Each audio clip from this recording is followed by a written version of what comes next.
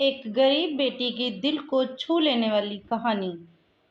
एक लड़की अपने माता पिता के साथ रहती थी। वह अपने माता पिता की इकलौती बेटी थी। उसके माता पिता उससे बहुत प्यार करते थे, इसलिए वह जो भी मांगती थी उसे लाकर देते थे।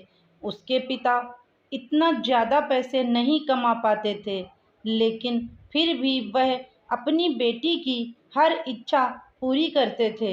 एक दिन उसने अपने पापा से कहा कि पापा, मेरी चप्पल पुरानी हो गई हैं, क्या आप मेरे लिए नई चप्पल लाओगे? पिता ने अगले दिन नई चप्पल लाने का वादा किया।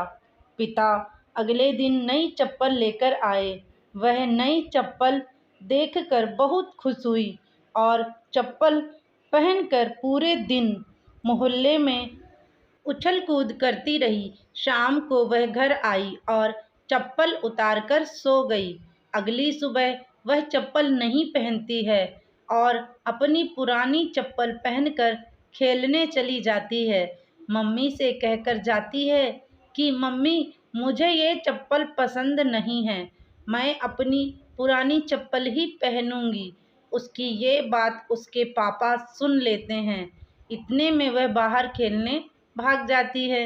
उसके पिता उसके पीछे गए और उसे अपने पास बुलाकर कहा, बेटा, अगर तुम्हें नई चप्पल नहीं पहननी थी तो तुमने क्यों मंगवाई?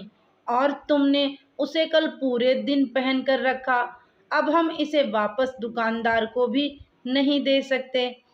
तब वह कहती है कि पापा, मैंने यह चप्पल मम्मी के लिए मंगाई थी, क्योंकि उनकी चप्पल टूट सी गई हैं और वह खर्चे के डर से कभी अपने लिए नई चप्पल नहीं मांगती हैं। इसलिए मैंने वह चप्पल कल पूरे दिन पहनकर रखी, ताकि मम्मी उसे वापस करने का ना बोल सकें।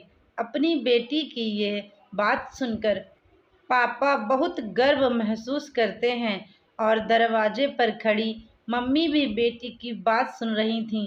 वह भी मन ही मन बहुत खुश हुईं कि इतनी सी बच्ची में इतनी समझ है।